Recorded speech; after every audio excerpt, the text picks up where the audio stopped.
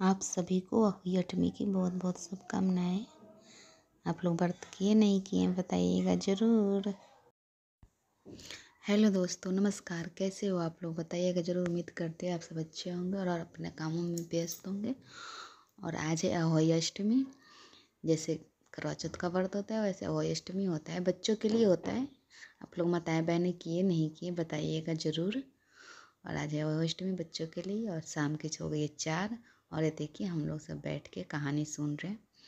और करवा चौथ में जैसे हम लोग 13 दाने लेते हैं गेहूँ के, वैसे इसमें 8 दाने लेते हैं और हाथ में दाने लेके कहानी सुनते हैं गेहूँ के। तो आप लोग बताइएगा आप लोग कैसे करते हो अहोई अष्टमी का व्रत बच्चों के लिए। हम लोग कहानी सुन रहे हैं बैठ के, पढ़ रही हैं। और फिर उसके बाद हम गए छत पे, हम लोग गए सूर्य भगवान को जल चढ़ाने। और जल चढ़ाया हम लोगों ने छत पे सूर्य भगवान को। और उसके बाद देखिए कैसे ये छोटी सी लड़की देखिए कैसे अपनी मम्मी की नकल कर रही है। और उसके बाद हम सब एक दूसरे को पैर छुए, बड़ों का आशीर्वाद लिए।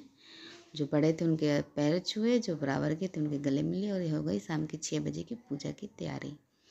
देखिए अहोई माता की तस्वीर लगा रखी हम लोगों ने। और यहाँ पे पूजा कर रही थी, हमें पता नहीं था कि कैसे करते हैं। तो पीछे से हमारी मम्मी बता रही थी कि इसमें बहुत सारे होते हैं, सबको टीका लगाना होता है। तो मैं सबको लगा रही थी और पूछ रही थी। देखिए पूजा कर टीका लगा ली, आरती दिखा रही थी। और देखिए अहोई माता बहुत सारे होते हैं इसमें टीका लगाने, गाय, सांप, मोर सब होते हैं। सबको पूजा किया जाता है। अहोई माता सब है, सब में अहोई माता है।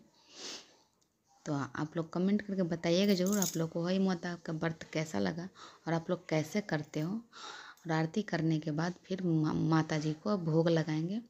तो हमारे में भोग लगता है पुआ और पूड़ी का। देखिए मैंने पुआ और पूड़ी ले लिया हाथ में और माता रानी का भोग लगा दिया।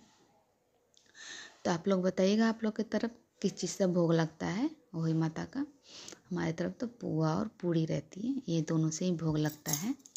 देखिए कैसे कर रहे हैं। अगर आप लोग अपने बच्चों के लिए नहीं किए हैं तो अगले साल से कर लीजिएगा। ये बच्चे के लंबी उम्र के लिए व्रत होता है। जैसे पति की लंबी उम्र के लिए व्रत होता है, वैसे बच्चों की लंबी उम्र के लिए व्रत होता है। और पूजा करने के बाद मैंने पैर छुआ और प्रणाम किया और अहोई माता से बोला सबके बच्चों को सही सलामत रखना। जैसे मेरे बच्चों को भी सही सलामत रखना, सबके बच्चों को सही सलामत रखना। गलती सलती हो गई हो तो माफ़ करना, मुझे नहीं आता है करने। हो गया है। और उसके बाद पूजा करने के बाद हम लोग कहानी सुनी, दीदी हमारी कहानी पढ़ी थी तो हम लोग कहानी सुने थे।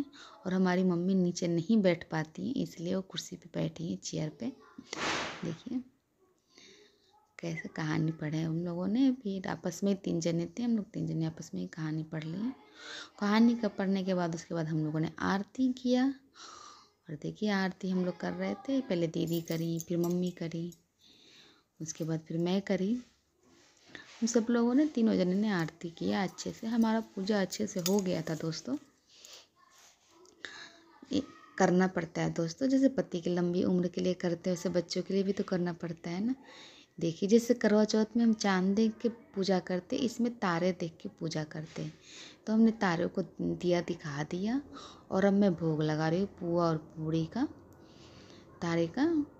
इसमें तारे का पूजा होता है दोस्तों।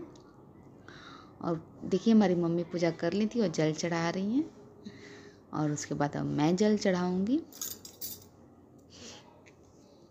देखिए हम लोगों ने कर लिया। अब मैं जल चढ़ा रही हूँ, मम्मी का हो गया था,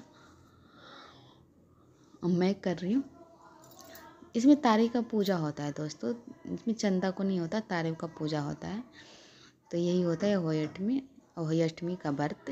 ऐसे ही होता है हमारी तरफ, तो ऐसे ही होता है। आपकी तरफ कैसे होता है आप लोग एक बार कमेंट जरूर करिएगा। अब हो गई है रात, व्रत खोलने का टाइम हो गया दोस्तों और मैं व्रत खोल ली। और देखिए पूड़ी पुआ और सब्जी मैंने व्रत खोल लिया। और गुड नाइट।